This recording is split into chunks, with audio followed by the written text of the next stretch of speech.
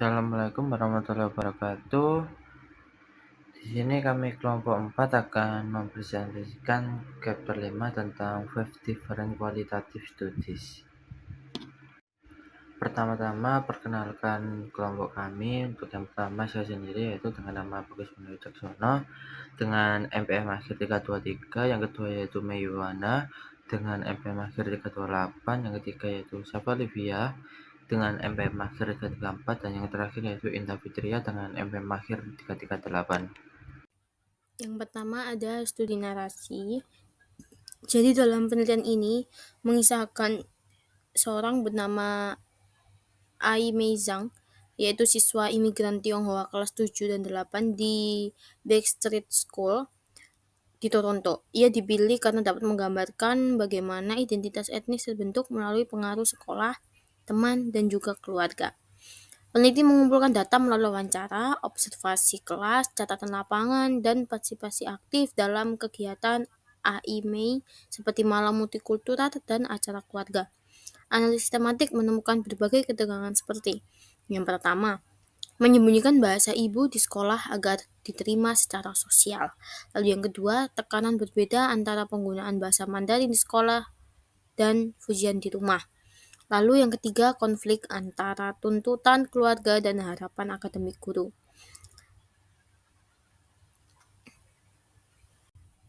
Peneliti juga merefleksikan hubungan dan kepercayaannya dengan AIMEI serta peran advokasinya bagi siswa imigran.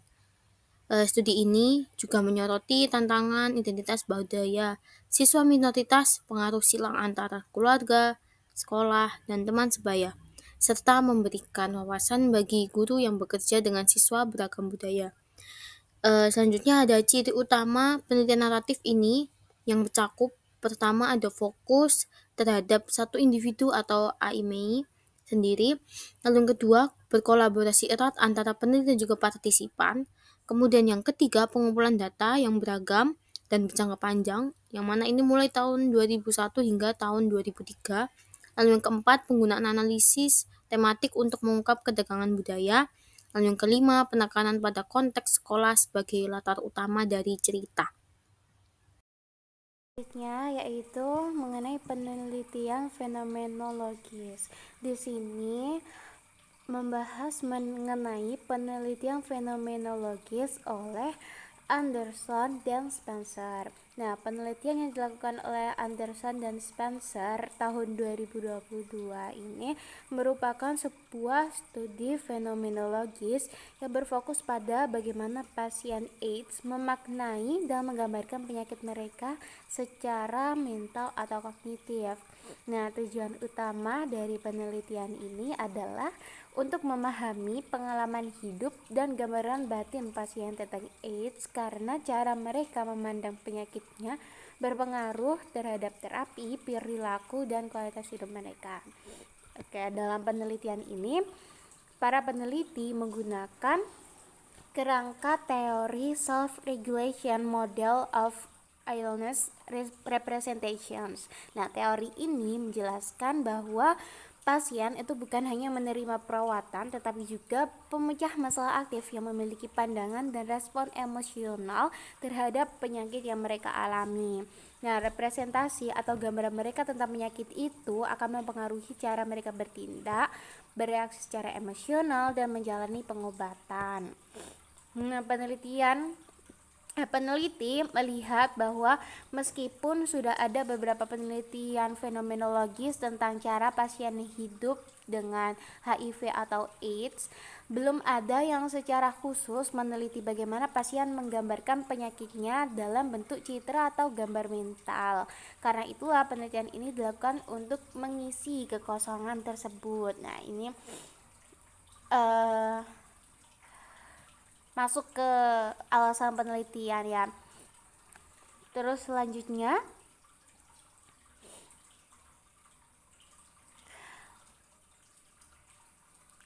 metode penelitiannya. Jadi pendekatan yang digunakan ini adalah fenomenologi, mengikuti metode yang dikembangkan oleh Kolaisi pada 1978 dan kemudian dimodifikasi oleh Mostex pada 1994. Nah, untuk partisipannya, penelitian ini melibatkan 58 orang partisipan terdiri atas pria dan wanita yang telah terdiagnosis AIDS. Proses pengumpulan datanya untuk lama dan lokasi penelitiannya yaitu 18 bulan di 3 lokasi klinik, yaitu klinik rumah sakit, fasilitas perawatan jangka panjang, dan rumah tinggal khusus pasien HIV atau AIDS. Selanjutnya yaitu teknik pengumpulan data. Jadi datanya itu dikumpulkan melalui wawancara mendalam dengan pertanyaan-pertanyaan seperti bagaimana pengalaman Anda dengan AIDS? Apakah Anda memiliki gambaran mental tentang HIV atau AIDS? Perasaan apa yang muncul saat memikirkannya? Apa makna penyakit ini dalam hidup Anda? Jadi dari pertanyaan yang disampaikan atau pertanyaan yang diajukan ini berupa open question. Nah, selain wawancara, peserta juga diminta untuk menggambar bagaimana mereka memandang penyakitnya. Dari 58 peserta, ada 8 orang yang membuat gambar dan hasil gambar tersebut turut dianalisis bersama data wawancara. Nah, proses analisis data ini dilakukan secara sistematis. Para peneliti membaca ulang semua transkrip wawancara berkali-kali lalu mengidentifikasi pernyataan-pernyataan penting yang berhubungan langsung dengan pengalaman pasien. Setelah itu mereka menafsirkan makna dari setiap pertanyaan, mengelompokkan hasilnya menjadi tema-tema utama dan menyusun deskripsi menyeluruh atau exhaustive description tentang pengalaman pasien. Nah, langkah terakhir dalam proses analisisnya adalah memvalidasi hasil penelitian dengan para peserta. Nah, hal ini dilakukan agar temuannya itu benar-benar menggambarkan pengalaman mereka secara akurat. Untuk hasil penelitian ini menghasilkan 11 tema utama yang disusun dari 175 pernyataan penting. 2 diantaranya diberi nama Dreaded Bodily Destruction atau ketakutan terhadap kehancuran tubuh, dan Devouring Life atau penyakit yang melahap kehidupan. Tema-tema ini memperlihatkan bagaimana pasien menggambarkan penderitaan, ketakutan, dan perjuangan mereka dalam menghadapi AIDS. Nah, pada bagian terakhir, peneliti menuliskan esensi atau inti pengalaman pasien. Esensi ini menggambarkan makna mendalam dari hidup dengan AIDS, termasuk strategi coping atau cara pasien mengatur emosi dan menghadapi penyakitnya. Peneliti juga membandingkan hasil temuannya dengan penelitian lain serta membahas implikasinya bagi praktik keperawatan dan arah penelitian selanjutnya. Nah, penelitian ini mencerminkan ciri khas pendekatan fenomenologis. Fokusnya adalah satu fenomena utama, yaitu gambaran mental pasien terhadap AIDS. Peneliti juga menerapkan konsep baiting, yaitu berusaha menahan atau menyingkirkan pengalaman pribadi mereka sendiri agar tidak mempengaruhi hasil interpretasi. Selain itu, mereka menggunakan analisis data yang sistematis, mulai dari pengumpulan pernyataan penting hingga penyusunan deskripsi menyeluruh tentang makna pengalaman pasien. Nah, secara keseluruhan, penelitian Anderson dan Spencer ini memberikan pemahaman yang mendalam tentang bagaimana pasien AIDS memaknai penyakit mereka, baik secara emosional maupun psikologis. Hasil penelitian ini kemudian diharapkan dapat membantu para tenaga kesehatan memahami bagaimana pasien melihat dirinya. Nah, hal ini diharapkan para tenaga kesehatan itu dapat memberikan pendekatan perawatan dan dukungan emosional yang lebih empatik dan efektif. Selanjutnya yaitu mengenai studi grounded theory. Di sini ada contoh studi grounded theory yang dilakukan oleh Harley dan rekan-rekannya pada tahun 2009. Nah, studi ini berfokus pada pengembangan teori mengenai bagaimana wanita Afrika Amerika mengintegrasikan aktivitas fisik ke dalam gaya hidup mereka. Nah, dari segi tujuan penelitian, studi ini berusaha memahami proses perilaku secara menyeluruh. Peneliti ingin memetakan faktor-faktor penting dan hubungan antar faktor yang membentuk pola integrasi aktivitas fisik pada kelompok tersebut. Alasan menggunakan pendekatan ground theory sangat relevan, yaitu karena masih minimnya informasi mengenai proses evolusi perilaku aktivitas fisik pada wanita Afrika Amerika. Nah, kelompok ini diketahui cenderung memiliki gaya hidup yang lebih sedentaris, sehingga penelitian ini mencoba menjawab kebutuhan pengetahuan tersebut. Nah, partisipan dalam studi ini berjumlah 15 orang. Semuanya wanita Afrika Amerika berusia antara 25 hingga 45 tahun. Mereka telah menempuh pendidikan di perguruan tinggi atau sekolah teknik dan memiliki komitmen terhadap aktivitas fisik. Proses rekrutmen dilakukan melalui dua asosiasi alumni solidaritas yang memang menjadi wadah komunitas wanita Afrika Amerika. Dari sisi metode pengumpulan data, peneliti menggunakan wawancara mendalam tatap muka. Nah, setelah analisis awal dilakukan, peneliti melanjutkannya dengan dua fokus group untuk memperdalam temuan awal dan mendapatkan perspektif tambahan dari para peserta. Analisis data dilakukan menggunakan pendekatan Strauss dan Corbin tahun 1998. Nah, tahapannya mencakup proses pengkodean, pengembangan konsep, perbandingan konstan, dan pembentukan model teori. Meskipun tidak mengikuti secara ketat proses open coding, actual coding, dan selective coding, peneliti tetap menyusun model teoritis yang sistematis. Hasil utama dari studi ini adalah terbentuknya model teoritis yang terdiri dari 3 fase. Fase yang pertama yaitu fase inisiasi, dan fase yang kedua adalah fase transisi, dan fase yang ketiga adalah fase integrasi. Ketiga fase ini menjelaskan bagaimana aktivitas fisik mulai diperkenalkan, dipertahankan, hingga benar-benar menjadi bagian dari gaya hidup peserta. Nah, selain itu, peneliti juga memperhatikan konteks budaya dan sosial wanita Afrika Amerika sebagai faktor yang mempengaruhi perilaku mereka. Dalam penelitian ini, salah satu kondisi utama yang dijelaskan secara rinci adalah praktik perencanaan aktivitas fisik. Peneliti bahkan menyusun taksonomi atau klarifikasi metode perencanaan untuk menjelaskan berbagai strategi yang digunakan para wanita tersebut. Nah, dalam hasil temuan ini, penelitian memberikan implikasi praktis seperti rekomendasi jumlah ideal sesi aktivitas fisik dalam seminggu, serta batas maksimum yang disarankan. Temuan-temuan tersebut dapat digunakan sebagai acuan dalam merancang program aktivitas fisik yang lebih efektif dan sesuai kebutuhan kelompok ini. Secara keseluruhan, studi ini memenuhi karakteristik utama dari penelitian ground theory, yaitu fokus pada proses, teori muncul dari data, penggunaan wawancara mendalam dan fokus group, serta analisis yang terstruktur berdasarkan kerangka teori yang ada.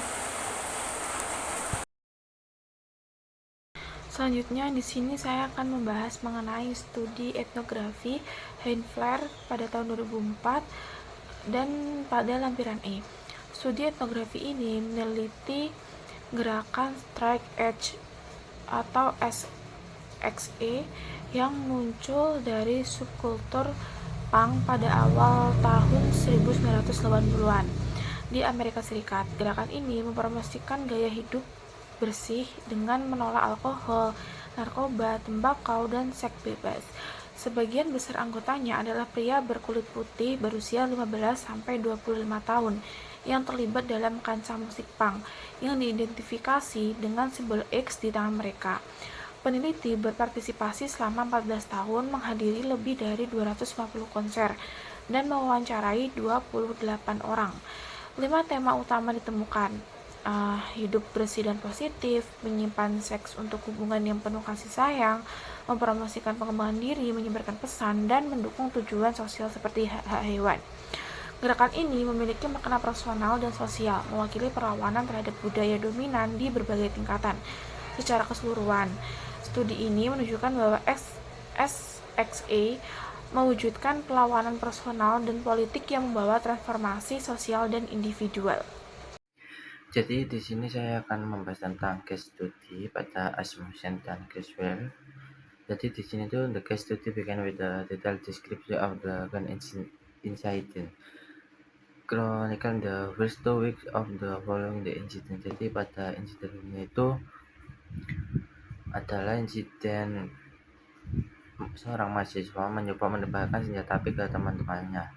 Jadi setelah 2 minggu pertama peristiwa insiden terjadi, memberikan detail tentang kota, kampus, gedung tempat insiden terjadi. Nah, data yang dikumpulkan itu melalui berbagai sumber dari informasi seperti wawancara, observasi, dan dokumen dan material audio visual, dan disajikan dalam tabel yang merangkum bentuk-bentuk data. Nah, dari analisis data yang muncul tema-tema penyangkalan, ketakutan, keamanan, dan penarikan diri, serta perencanaan kampus. Nah, di sini tuh ada beberapa fitur menandai proyek ini sebagai studi case. Itu yang pertama sendiri itu, kasus ini itu dianggap sebagai penelitian, yaitu keseluruhan kampus dan responnya terhadap potensi kejahatan kekerasan.